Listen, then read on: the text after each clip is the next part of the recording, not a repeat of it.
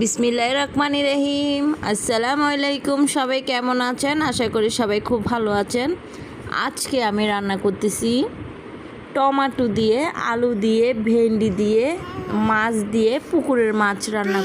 তো পুকুরের মাছ দিয়ে ওই যে আমি আগের ভিডিওতে দেখিয়েছিলাম মাছ, তো আমরা বাড়ি থেকে মাছ নিয়ে আসছি, ওই মাছ দিয়ে এই ভেন্ডিটা রান্না করব। তো এখানে আমি সাথে মাছ দিয়ে কষিয়ে ফেলতেছি, কারণ যদি মাছটা আমি না কষাই খেতে ভালো লাগবে না।